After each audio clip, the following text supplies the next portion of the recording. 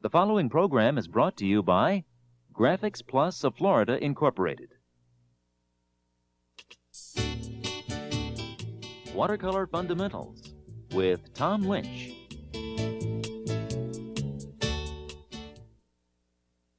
Hi, I'm Tom Lynch, and I'd like you to stay with me for an hour because I'm going to share with you probably 20 years of information that I've gained as a student and as a teacher and as a painter.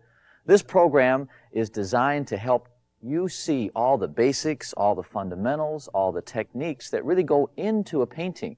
So I'm not just going to do a painting. I'm going to divide this tape up into 3 different ways. We're going to talk about the materials, and then I want to talk about the techniques that I use, and I'm going to separate those techniques individually. Then I'm going to do a painting showing the materials and the techniques in action. So it's not just going to start out and do a painting. You've seen me on TV. We've had a lot of fun together, but this is a learning tape. Here's where I can really improve what you do as a painter. If you're a new painter, it's going to be helpful because I'll give you a great start. If you're an intermediate or advanced painter, this can do a lot because whenever I have trouble in a painting, the mistakes I make are basic mistakes, simple basic mistakes that I've learned in my first couple years of painting. So I get off on a tangent. Now, I've got a lot to do and the hour's going to go fast, so let me get involved, zoom back and watch some of the materials. I want to take it step by step and talk about anything and everything that I use and give you a little comment about the products. All right, we're going to paint in watercolor, so let's start off with paint. There are a lot of different brands of paint out there on the market. And I'd like it if you could use good professional paints, because the difference between professional paints and student grade paints is usually a filler.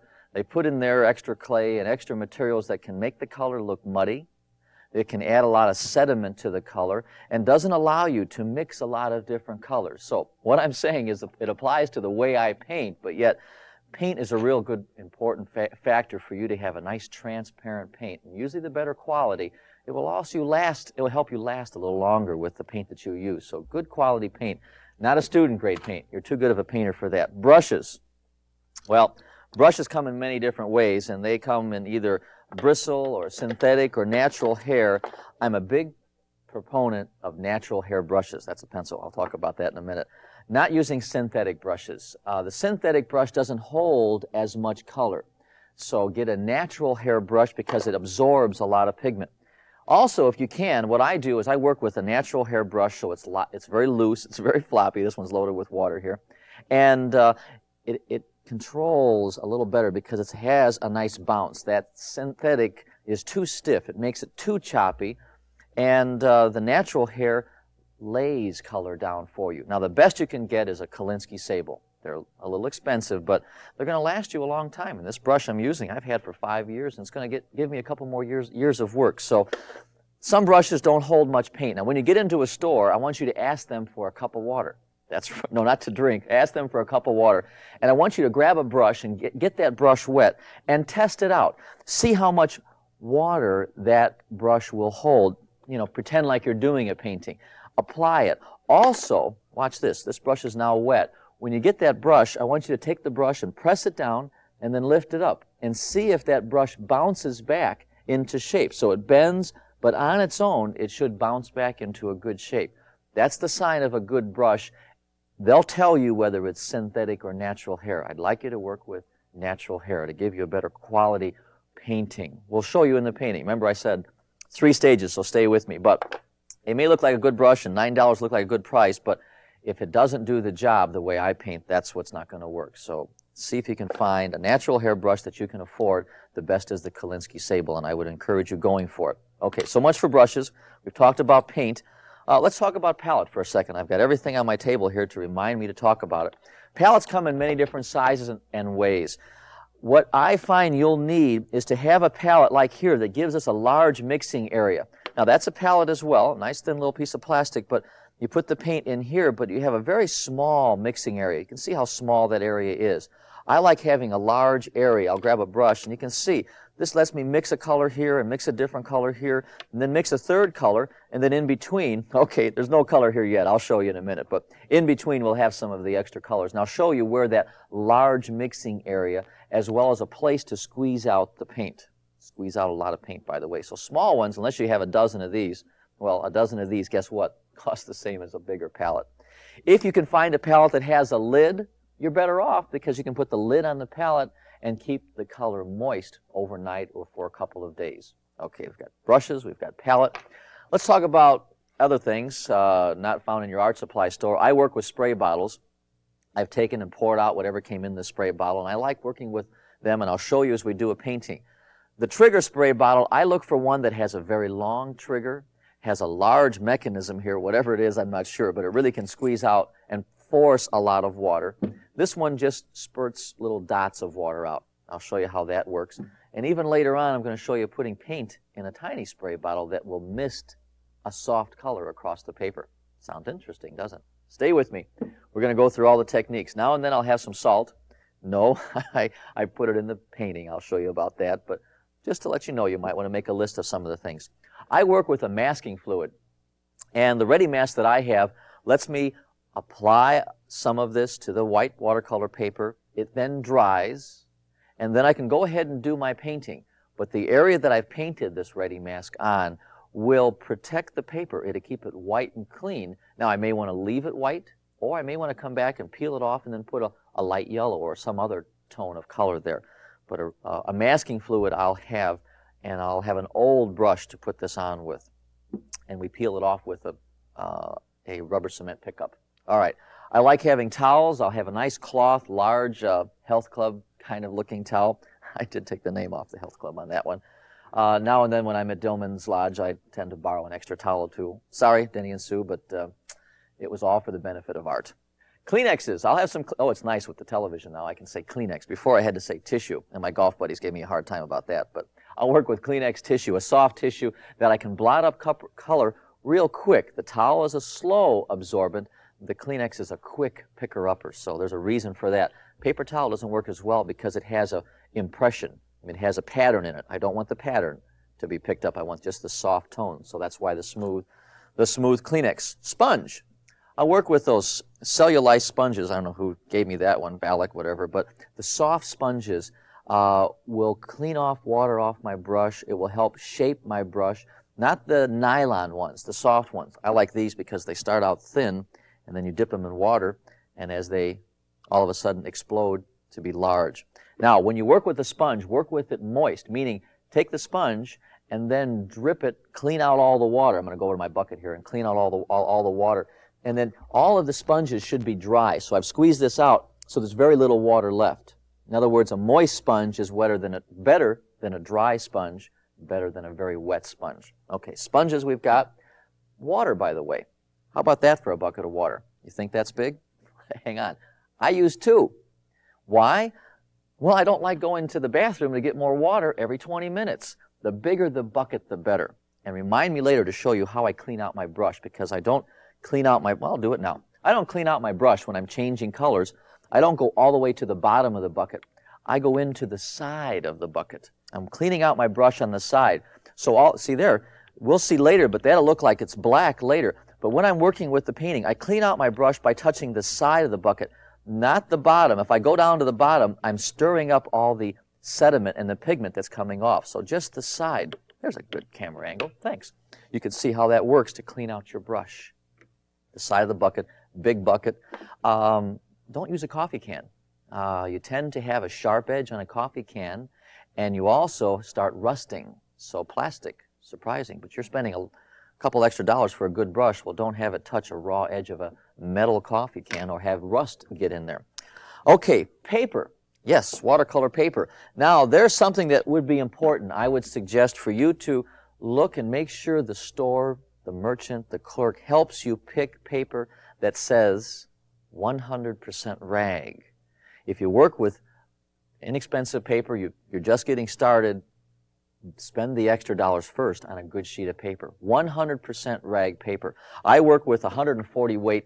That doesn't mean the paper weighs that. It means that a ream or a stack of paper, if it weighs 140 pounds, that tells me how thick it is. Anyway, I work with several different ones. I work with the Arches paper. I work with the Whatman paper. I work with the illustration board. Every time I'm doing a painting, I'll look and decide what I want to say in the painting. If I want a soft, delicate feeling, I'll use a softer paper like the Whatman paper. If I'm looking for a lot of lost and found edges, a very impressionist feeling, I'll use illustration board. If I'm going to have a lot of powerful darks and a spray bottle technique and want to use my ready mask and so forth, I only use then the Arches paper, which is a better paper. It has a heavier sizing for that. So there are a lot of papers on the market. I use several of them, only the ones that say 100% rag. While I'm on paper, stay there because I want to show you how I prepare the paper. Now, before we started this tape, we were soaking some paper. And I have a sheet of paper here that is soaking wet. You can probably tell by the angle. It's soaking wet both sides. Now, I don't suggest, and I just had to do this because of television here, for you to take the sheet of paper and just wet both sides and lay it down like I did. I would suggest soaking it in the bathtub. Take the entire sheet of paper, take a large sheet of paper, and then bury it under 2 or 3 inches of water in the bathtub and leave it soak for at least 20 minutes or a half hour. Okay, now wait, I've got more to tell you. I then take that sheet of paper out and put it on either a wood, if you're real strong, if you can put it on a sheet of plywood, or I've been using gator board. Now, gator board is a type of foam core, heavy duty, can't bend it, it's strong. I use that particular surface, and I have one underneath here, to lay that wet sheet of paper on. Let me straighten that wet sheet of paper on. And then I'm going to take a stapler. This is a regular office stapler. This one looks different because I got it at an antique store, actually a flea market, and I took off the other part. Okay, I have regular office staples in here. And I'm now going to staple the paper. Let me warn you about one thing. When the paper is wet, it is at its most vulnerable state. It's tender. Treat it carefully. If you put your fingers on there, you might put oil on there, you dent the paper. I don't touch anything but the corner, and that corner is going to be hid behind a mat. Now, take a look at this for a minute. I'm going to lay this flat, and what I'm going to do is show you how I stretch a sheet of paper. Okay, these are all the technical parts. Maybe you've heard this once before, but this is a learning tape, a good review, and I'm going to get into the techniques in a minute of painting, but I want to review the materials. And now we're getting into preparing the paper before we paint. The paper's wet, half hour, laying down. I'm going to slap some staples through the paper onto the surface. Okay, I'll move that so you can see it. And I'm going to just bounce. Now you can be real careful and do this, one at a time if you want to. I don't do it that way. Now, that's just one row, but that's not all. I don't just put staples all the way around anymore. Now, in school, they taught us how to use package tape. You had to wet the tape, the brown tape, and lay it down, and you hoped that it held to the paper. This is foolproof. Now, here's a trick. That's not really a trick. This is what I do. I take then the paper, and I'm going to pull this paper away from the staples.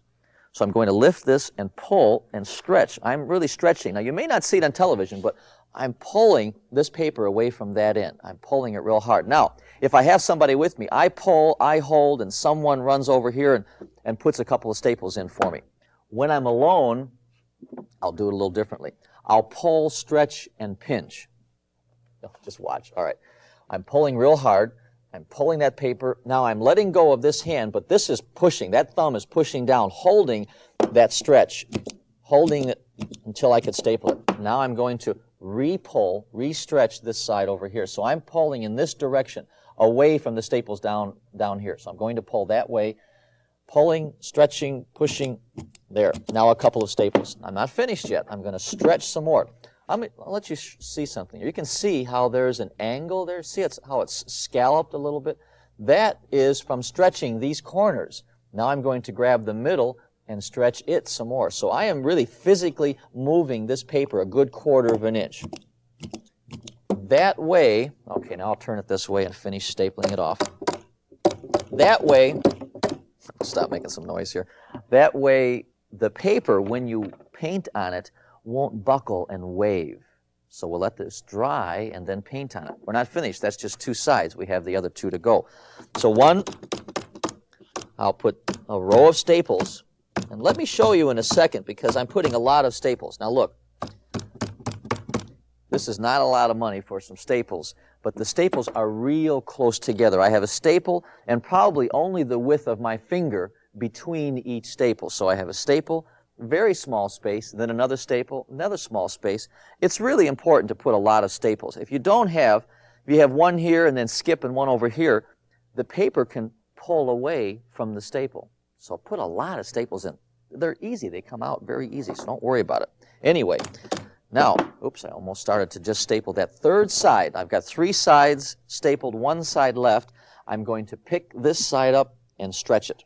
Okay, pick it up, stretch it over, pinch it tight, and I've got that side stretched. So I'm now picking these corners up and trying to stretch them away. And yes, look, you're going to get the paper dirty, but that's at the corner. Don't worry about it. The more you stretch this paper, or the better you stretch the paper, the less trouble you're going to have when you paint. Believe me. And I've gone through, I've gone through all kinds of techniques and ways of stretching. This is the easiest, and it's foolproof. You can use plywood. You can't use masonite. They have a homicide board. I suggest the gator board.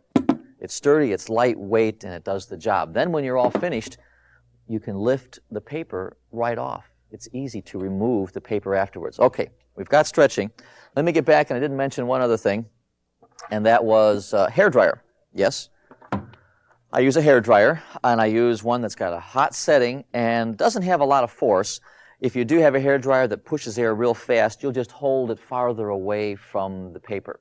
I don't want to move the color with the hair dryer, but I do dry my painting very often, and a hair dryer is important. Okay, so we've touched on that. Roll of tape, the only thing for the roll of tape is that it gives me an angle. Now, my other studio, I have a drawing table that tilts, but look at the thickness. That's about how high I tilt the top of my drawing board all the time. Once in a while, let me grab another roll of tape here. Once in a while, I'll lower it to that level. So I seldom leave the board flat. Okay, now we're getting close to painting, so hang in there. This is really important, what I'm about to tell you. Sketching, on location sketching. I can't say enough about it, but promise me somewhere along the way you'll spend some time going out and doing some sketches. Now, whether they be in color, or whether they be in black and white, or whether they be in pencil, looks like Wysocki's farm, that is a good benefit. It's going to help you as the painter improve what you're doing. So black and white, sometimes in color, sometimes in pencil. Now, I put a sketchbook together that has the drawing paper, and this, I'll turn it around for you, this is watercolor paper.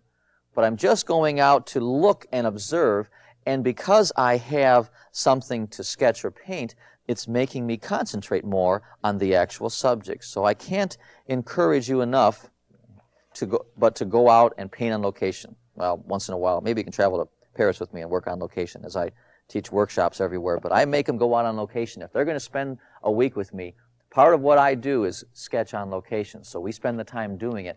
Promise me you'll spend some time sketching. It's going to help you as a painter. Okay, materials. Buckets, sponges, spray bottle, all the different things. I think I've covered it. If I haven't, I'll come back to it, mention it again. I see Q-tips. I use Q-tips every now and then to, once the paper is, or the paint is dry, I'll soften a color. But I'll use that, and I'll show you how it comes into play pretty much. But these are the materials that I work with. And I want to lay out materials and give you some thought about material before I begin showing you some of the techniques. So now let's talk about techniques. And I'm not going to do a painting yet. I will in a little while, so stay with me. But what I have to say here is real important. And I would suggest you doing these exact little stages, these little examples of each technique that I'm going to show you as a practice subject. It will help you memorize and become automatic as a painter to work with brush strokes. All right, we're going to talk about brush strokes. Let me get a sheet of paper out in front of us and just talk about brush strokes. I'm going to mix up any color here. Doesn't make any difference for now what particular color. But what I'm talking about is that you have been programmed for, I don't know how many ever years you've been painting the bathroom and the kitchen and the windowsill, and now and then you get to do the outside and the garage and so forth, and you paint very careful brush strokes. What I'm going to teach you is to not have very careful brush strokes, especially at the beginning. Very loose, random brush strokes. So what I'm going to do now is just mix up some color in the palette, any color. Just take some water, bring some water over to the palette out of my bucket.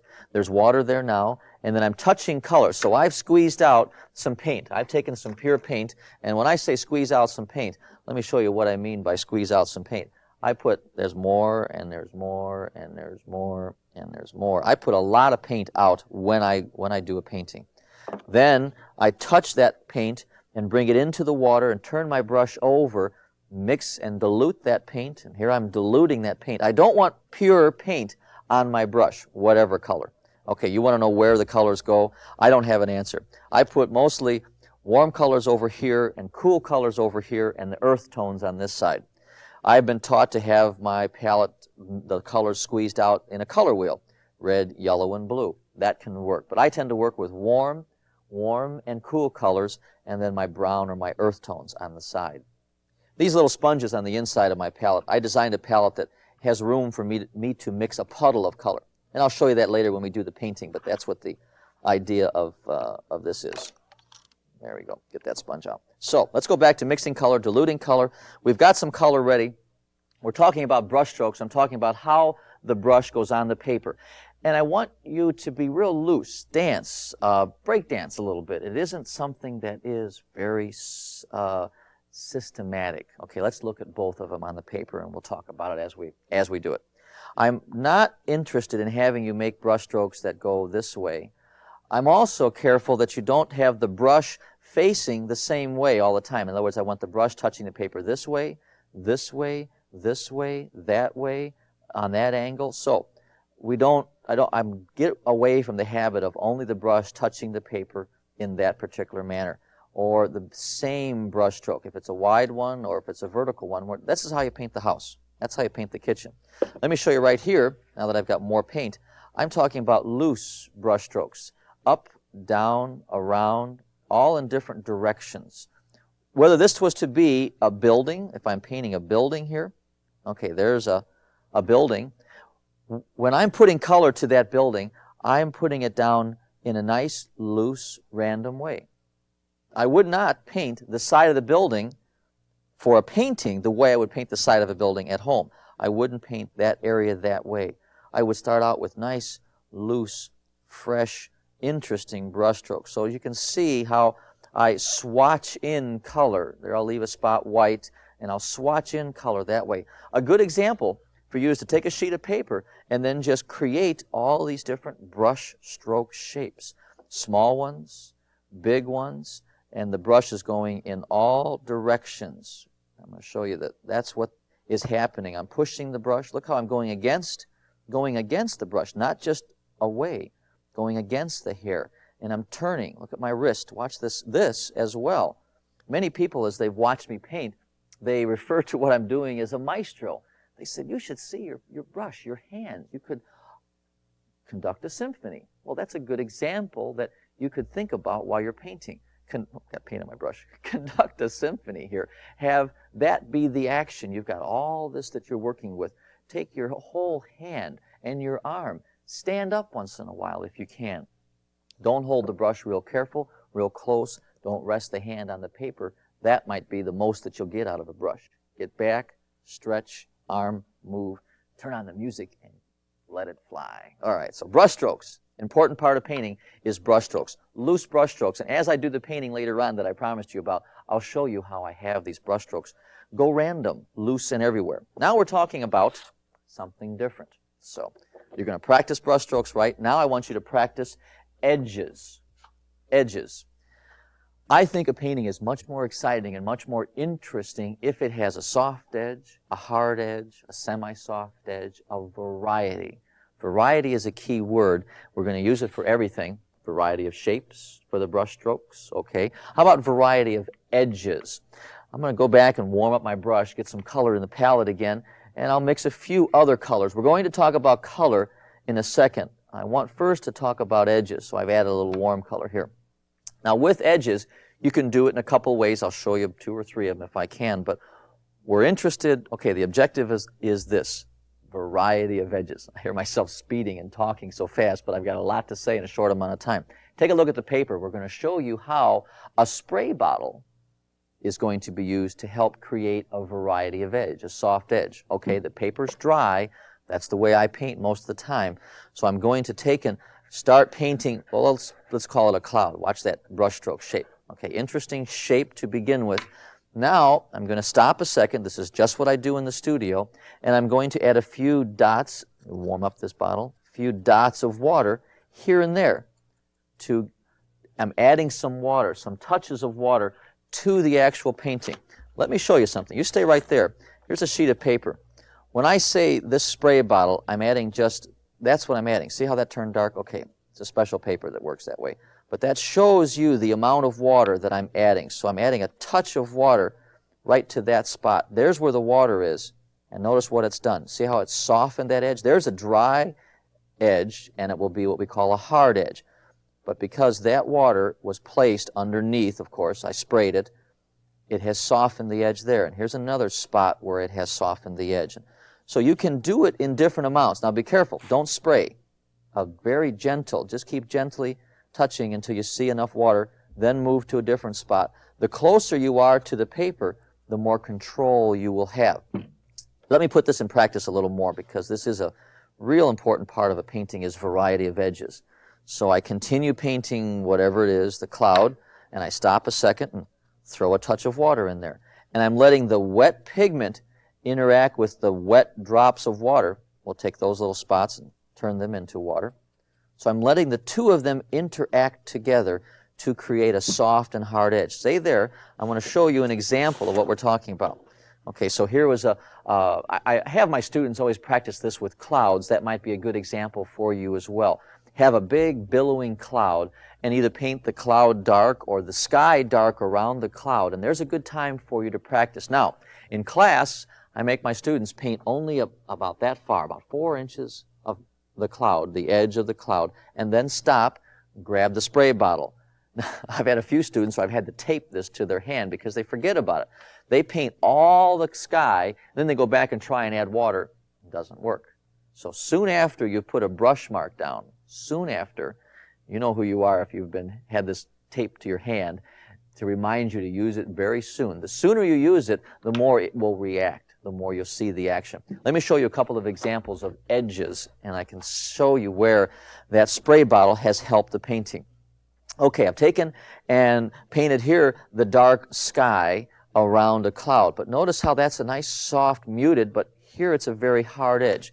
Come on in close. We'll take a look at edges and how edges work very well. That's an important part of what I'm saying I'd like you to have. I left this paint, so I took my brush and made my brush mark all the way around here, and then quickly I stopped and added a spray right here. Okay, stay right there. I'm going to show you underneath. We were doing the same thing. There's that, hold it still. There's that soft edge, there's the hard edge, there's a little soft edge, a little hard edge, a little more soft edge. So I'm playing with that water. Now it's also doing something else. It's now creating a lighter value. So the spray bottle can create a lighter value. It can create that little interesting shape that you see right there. It can also make the edge entirely disappear. So we're playing with the spray bottle to create a variety of edges. That's something you're going to have to practice. Before we get into a painting, you're going to have to practice. Now, take a look at something else I've got here I want to show you. And it's a sheet of paper where I've done this practice, and I've taken the time, and I've taken a magic marker, and I've scribbled right on my practice sheet to remind me where variety of edges were working. And we'll take a look and see and show you where they're working as well. But I like to go by in my workshops and say, okay, fine, look at what you've done. You've created a softer edge here. You've created a lighter value here. You've created a softer edge over there. Even with trees, look, these trees seem to have a hard edge and a soft edge. Here's a nice hard edge and a lighter value created with the spray bottle. So the spray bottle creates an edge change. It creates a value change. It creates a shape. And I'll show you in a while how it creates texture. So edges are a real important part. You can't see underneath all these scribbles, but the scribbles were designed to get you to notice what you were doing, not worry about protecting and doing a perfect job, but just let go, quickly try something, do it simple and large and bold, and you'll benefit from it working in the painting. Practice before you hit the home run, as my Tracy does when she's up to bat. Of course, I'm the coach on first to get her to run to second. All right, so much for that. Edges. Hopefully you have the right idea. Please practice it. I want to talk about color. That's right. Color makes a difference. Now, I'm one that likes to have a lot of color in a painting. I feel that a viewer that looks at a painting is made more alive. They feel fresher. They feel more excited about whatever it is if there's a lot of color. And I want to show you something. We're going to look in the palette. I'm going to show you how a variety of color makes a difference in a painting. I'm going to put a swatch of color on a sheet of paper. Let me grab a sheet of paper here and show you that painting is easy. Now, I didn't mention one thing. I thought of it now. Most watercolor paper has a top and a bottom. That's right. There is a difference between the two sides. Now, what I do is I get the sheet of paper from the store, and if I buy it loose, I hold it up to the light, and I can read a name. I can read a name from France where this paper was made, or from England. The side that you can do the reading, it's called a watermark. That's the top. The sizing and the texture is different than the other side. That's not to say you can't use the other side, but it's different. There's something different from one side to another. Okay, color. I'm going to show you that if you can do this, you can put color down as wild and as crazy as this, that's a work of art. And every painting that you create can be just as great as you've ever imagined if you can do that. Let's look in the palette. I'm going to get some color ready and show you. Okay, let's take that idea of a puddle of water and some color and bring it out. Let's try the yellows. I'll play with the red a little bit. I'll play with the, okay, yellow and red make orange. It still works. And that's my magenta. While we're there, my theory of color is this. I like to have a light and a dark value of each color. So I have a light yellow, let's call it a Winsor yellow, and a yellow ochre. That's a light and a dark yellow. I also like to have a light and a dark red. So that red right there is permanent magenta. This is a very bright red, very light red, and then I have my dark red. The same with the blues. I have a theory of having a light and a dark value. So I'm painting with values, and we're going to talk about that in a minute, which is an important issue. So we have a light and a dark value for blue. We have over here black. Now my palette, I don't have color in every well. I put a couple extra wells out here. But that black is actually Payne's gray. And over here I have a brown, which is my burnt sienna. So those are the 9 colors that I work with. And yes, every now and then I experiment with a new color, but before I paint, what I do is I liquefy some of the color in the middle. Now you see why having such a large mixing area was important. Remember that small little dish I had before?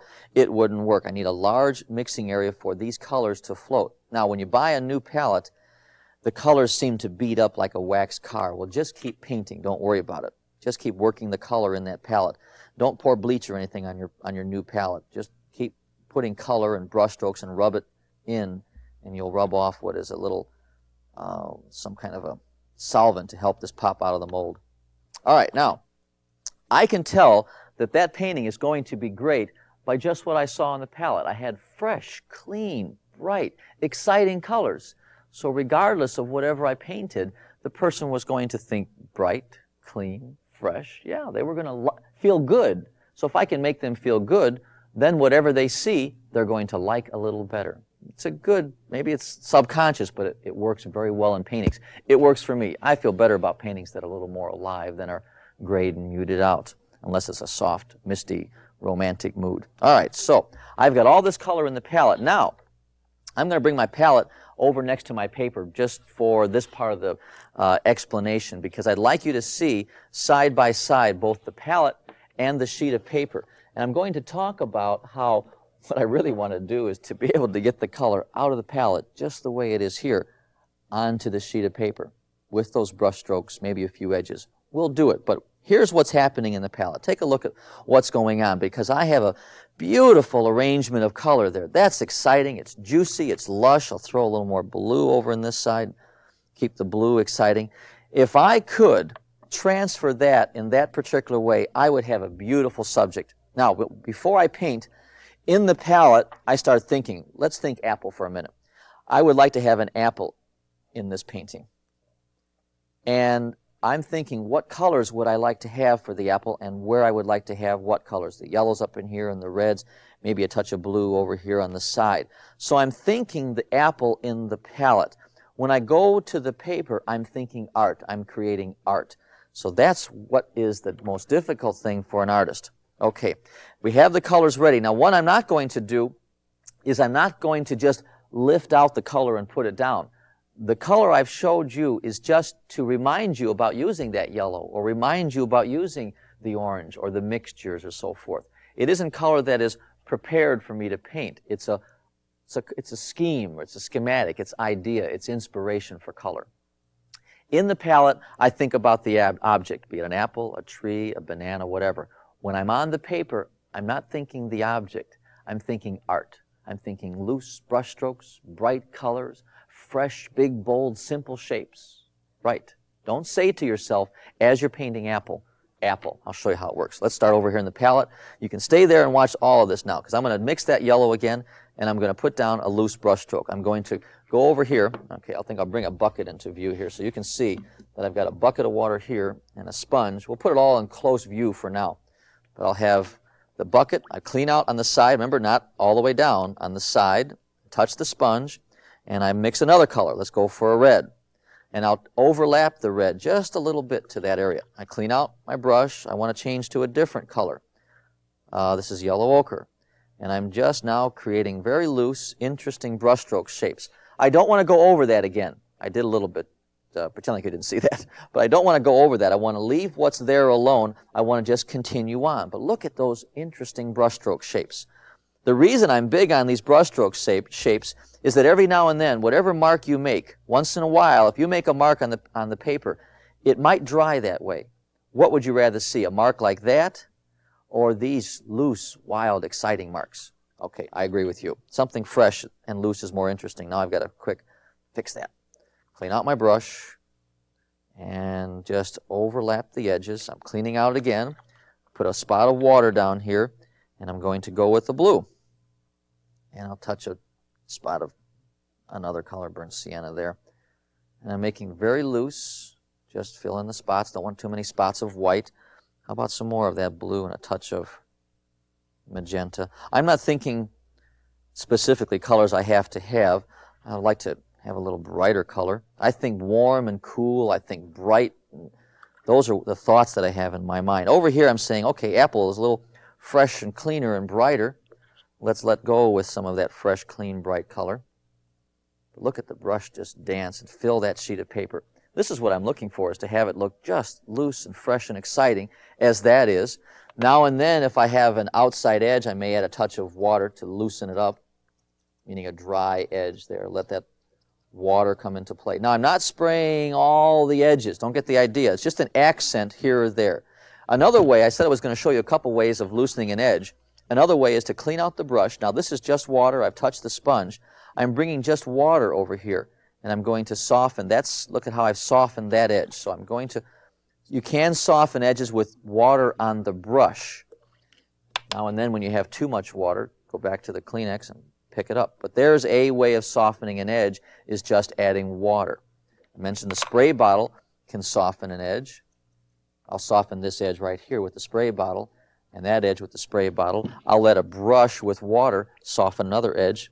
When you have a big puddle, pick up the puddles too. Don't have big puddles on the paper. All right, now, that's a work of art. If you can do that, I'm going to surprise you as to how beautiful you have painted something. Let me move my palette out of the way, a little logistics here, and show you. There's that wild swatch of color, and here was another one. I didn't mention green, did I? Well, I do work with green, but what I do is I mix my colors. My idea, as I said time and time again, is to have a variety of color, so I like to mix 2 or 3 colors. So I haven't yet bought green out of the tube. They make it. I mix my blues and my reds, and mostly my blues and my yellows. I was thinking about something else. Also, the yellow that I have in the Payne's Gray mixes a real nice green. I'll talk about all of these greens came from mixing just blue and my three blues, my 1 yellow, and the Payne's Gray. I'll talk about that in a second. I want to show you this here. Take a look at this. Let me find a sheet of paper, and I'll show you how that's a work of art. I'm going to surprise you, dazzle you. I got it. Take a look. Remember I talked about having nice, loose, fresh, clean color and how that's a work of art. If you can put color down that way, let me show you how that work of art is the most interesting apple you've ever painted. Look at that juicy little golden delicious up in here. Look at that rich one. I don't see any purple apples today, but we could do it for grapes. Look at this other sheet of paper where I have more of the reds. Look at how that is very interesting and exciting to look at. This one I use some of the greens, so we've got a golden delicious. There's a nice one there. Nice golden delicious apple. But there I'm trying to show you how if you stop thinking about, let's leave it on one spot over here. If we stop thinking about having the object in your mind the whole time so that you don't paint a plain color, if you just let go with color, look how interesting. Now I've taken and blocked out everything else. Look underneath is just a lot of loose color. So if you can just think fresh color, putting down fresh color, that's the most interesting, exciting apple you could ever paint. Nice little edge. Even these little spots of pure pigment make a difference. So I want you to play with the color. Play with loose, fresh, clean, bright, interesting brush strokes. That's the thinking that I want you to have when you're putting it on the paper. In the palette, you can think apple, different reds, and different yellows, and the accent of purples. But on the paper, let go. Think art. You're creating art. So there's what I wanted to say about color, was to have you have a lot of color, keep it bright, clean, and fresh. Working with a color that doesn't stain lets you change your mind later on. And that's going to make a difference. Well, I do a lot of these apples. Here's an example of seeing an apple that doesn't have a color change and one that does have a color change. So I would suggest for you to practice just a swatch of paper, a loose swatch of paper with a lot of colors. Then try and do that. Okay, you can impress yourself and find a most interesting apple that there ever could be by that loose swatch of paper. Okay, it happens easy that way. Then it gets a little harder when you're asked to stay within the lines. So you got to be careful staying within the lines. But just don't leave it one simple color. Have some excitement in the painting. That's what I have to say about color. I'll show you a couple of charts. You can take a look with me at a couple of charts, but we'll come back and I'll talk about specific colors. But I do a lot of mixing. I want you to look at how I mix for my greens. Since I didn't have green in the palette, it's always confusing to someone. But I mix 2 or 3 different colors for the greens. I'll mix my yellow and one blue, and I see what green I have. There's a different blue with the same yellow, and you notice that green is different, and then that green is different. So if you need to know about color and mixing different colors to achieve different values and achieve different tones. Here's the Payne's Gray and the Winsor Yellow, so you can see the color that you have there. There's a touch of burnt sienna. So experiment with the colors that you have in the palette and see what color you can come up with. That's an important issue. I got lots to do, so let me talk about something else, and that is values. Let me set color aside, and we're going to talk about values. That's light and medium and dark tones. That is what I think of first if I want to establish depth. Light, medium, and dark. Let me show you a little sketch, a little scene here. And this little scene will show you a tree and a building and a barn and a sky and so forth. But I'm going to break down for you how this came about. This particular subject came about by having first a light value on everything but what you see is white. And I've done that with a magic marker. In essence, this painting began with having a light value. Let me get my bucket out of the way for you. Having a light value go in that area, right over the building, right over all those different sections. That's the light area. Move it so you can see a little easier. And I will put a light value over something that's going to be repainted darker later on. It's all right. Don't just fill in where the light spots go and then fill in where the middle values go, but let the light value go over all parts. Then stop and let it dry. I'll show you in a painting. But anyway, this painting, let's go back to this painting. This painting came about first with painting light. Remember the variety of color? Okay, light, variety of color everywhere. There it is in just one, that's magic marker. Then I would take and apply, there are the darks. That's the mid-tone. That's the middle value for this subject. The middle value, after it dried, I came back and put a middle value in here, just in those abstract parts. So this part here, coming over to there, was a middle value. And that was a middle value coming right around the tree. This was, see the light tone that you have here? That light tone was everywhere. After it dried, I came back and redid other parts that were light, and I made them a middle value. See a middle value come across here. So I put a middle value then. Now stay there. Over that middle value, I put these darks. You can almost see, if you can look real close on your TV, you can see how the silhouette of that building is still there. I came back, and that's the paper underneath I'm working with. That little dark accents came afterwards. These are just the spots of the dark that were put on top of the middle value once the middle value dried. So there are the dark accents. That's how that painting came about. Let me show you that. I really am big on light, medium, and dark, and I'm going to show you real quickly what I'm talking about in case you're not real clear about that. I'd like you to realize you could, as I mentioned in my sketchbook, paint in just one value to show the light, medium, and dark.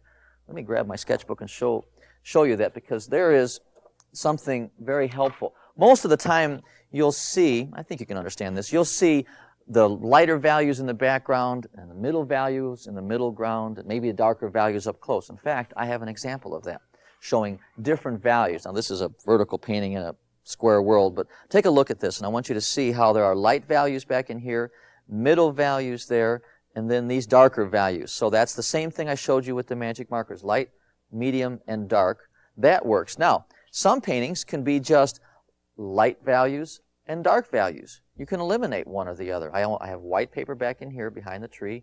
There is a light value. I let it dry. Then I painted the dark value to help give the painting the distance. While you're there, look at the foreground. Look at how it's lighter back here. The rocks are lighter, and the rocks are a little darker, and the rocks are very dark. So I'm showing distance from here to here because of a light value gradually getting darker. Now it's up to you if you want to have the light values in the back or the dark values in the foreground. It's up to you if you really want to have dark values here. You can have light values in the front. You can have dark values in back. It's really your choice. The key thing is that you have a separate layer of values for these different areas. Whether it's light values in front, dark values behind, that's okay, as long as there is a change between layers. Now, you're not going to go out in the landscape and see these changes. You have to decide on a change. Let me show you in my sketchbook a couple of black and white sketches and pencil sketches where I call it pushing and pulling, where I use light and dark to establish the feeling of depth, of value change. Okay, take a look here. You'll see a dark value, you'll see a middle value, you'll see a light value. Another. Look at how this tree comes forward, and that tree is farther away. We can see this tree because that value is different than the mountain. So I'm playing with lights, mediums, and darks. I put a little touch of color in here for my center of interest. We're going to talk about that in a minute. Here's another one where I'm now showing this tree in front of that door, that window separate from that door because it's a different value. Here's a light value, a middle value, and a dark value there. So I'm playing with light, medium, and dark, whether it be in pencil. How else could I show the barn and the tree different from one another, and the cars parked there, and the grass and so forth, by having a value change. So I work with value changes a lot. Look how that painting works. Notice how this area of the background is a different value than the side of the building, which is a different value than inside the arch. And inside the arch we have the rafters. So we're playing with lights, mediums, and darks. I can't say enough about concentrating on having different values. Now, colorful wash, it can be a light value, it can be a middle value, or it can be a dark value. That's what we're going to take and incorporate. You've seen some good examples on value change. I'd like you to practice value change too. You're only going to become a better painter for it. Let me talk about one other thing. Now that you think about depth with value changes, not only do things in the background become small and in the foreground they're larger, that's drawing. The idea is to have change in value. All right? Can you handle another idea? I told you I've got a lot of information. We're going to talk about the center of interest. Now, that's the big difference between a picture and a painting. A picture, a snapshot, has everything.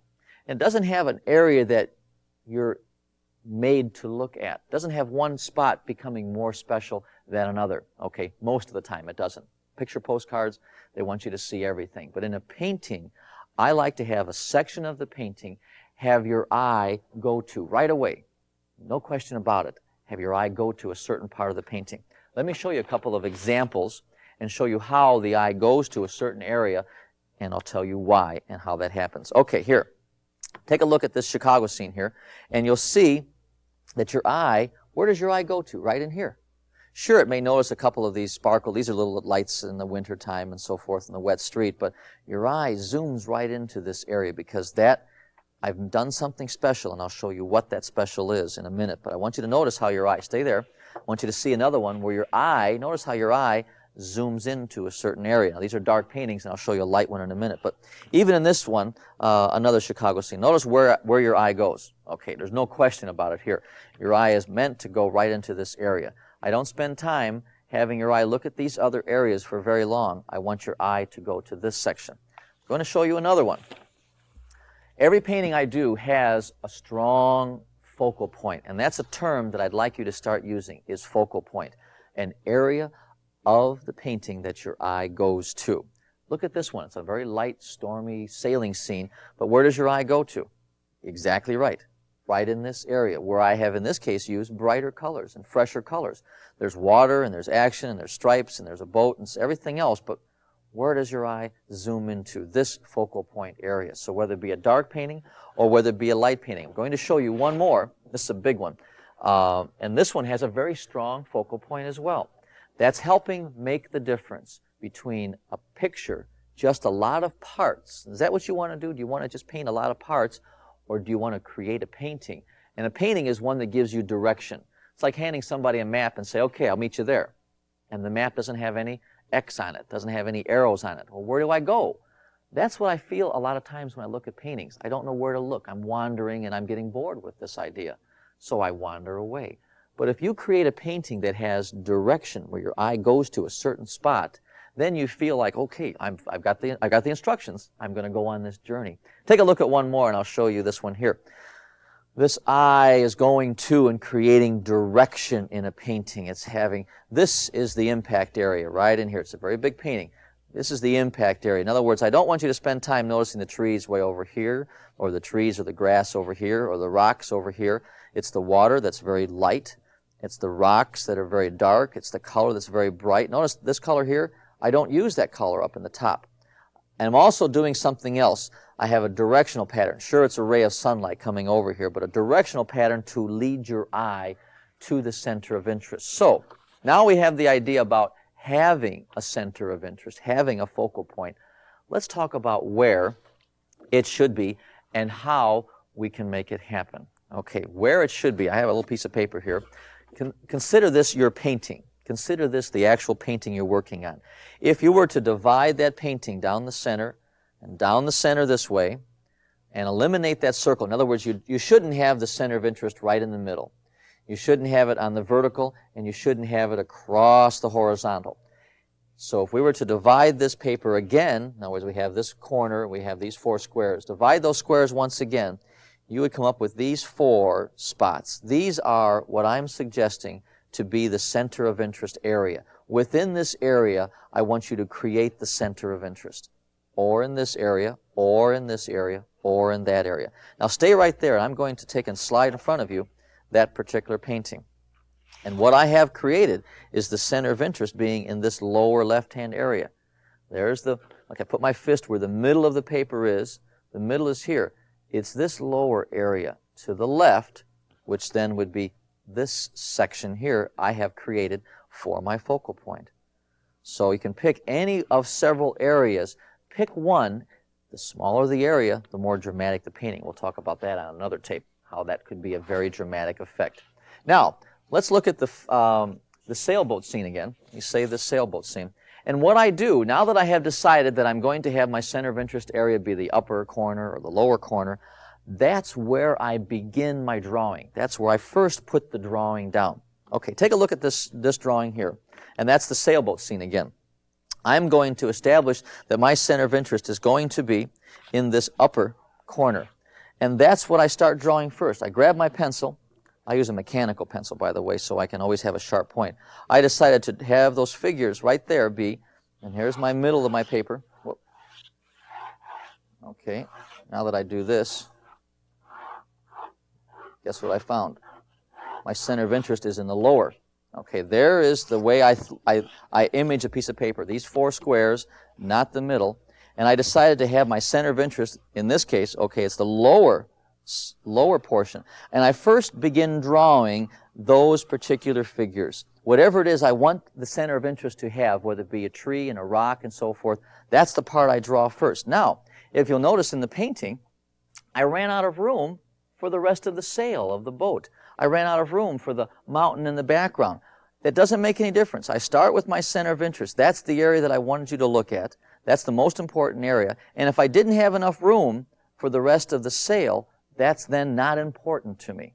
It's not important if I don't have all of the sail being seen. If I didn't have room, there was a building over here. Well, so what? The building is not the center of interest. This is. So if you don't fit everything in a painting, don't worry about it. It's not important that a painting have every single thing. It should have a strong focal point, an area for you to go to.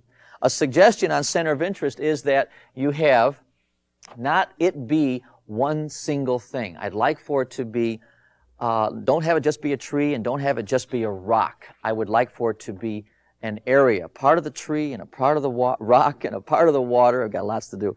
Have it be a section of the painting. It's more interesting. Okay, while I've got 2 minutes left here, I'm going to take and show you the last and final important part, and that's putting color down. I'd like for you to have some swatches of colors, so I'm going to run over for an extra 2 minutes if I can. We're going to talk about the first application of color, and that's the final and very important part of painting. In my palette, I'm going to clean up my excess water, and I want to show you how I have a lot of overlapping. The first part of a painting is the most important part, where you have a lot of overlapping. Okay, in the palette, I'm thinking apple, and I'm thinking orange. In the palette, I'm also thinking banana. And now when I get to a sheet of paper that has those things drawn on them, I'm no longer thinking apple, I'm no longer thinking banana, I'm thinking variety of color. So I'm going back and forth to the palette. That's why you don't see me for a second. I'm mixing up another color change. I'm going to bounce back and forth, but I want you to see how I overlap the banana to the apple. In other words, I don't just stop painting and leave a hard edge or leave a white mark. I let the colors flow. In the beginning of the painting, in the first layer, that's just starting it off, I would suggest for you to let there be a lot of color. And where you see things that are in the same layer, now I see these apples all in the same layer, I want the colors to overlap. Now this works the same in buildings. It works the same in anything you're painting, as long as they're in the same plane. We call it the same plane. Here's another orange over here. Bear with me. We're going to have that color overlap.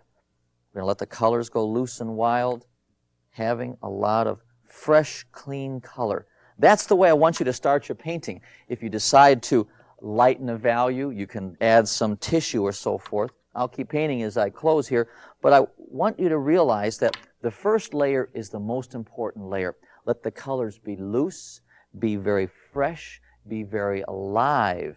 That first layer. Afterwards, we'll then go into having separate values. I'll get you, hopefully, on one of my other tapes where you can see the stages that I've talked about here. But these fundamentals, these techniques, are the most important part of the painting. So, review what you've seen, practice the stages.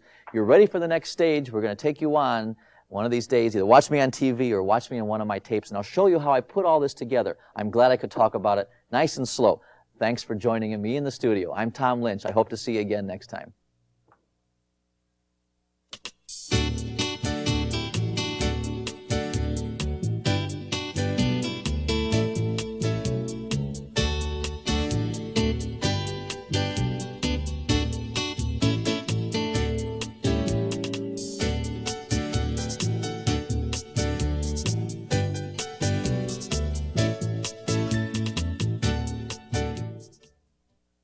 The preceding program was made possible by Graphics Plus of Florida, Incorporated.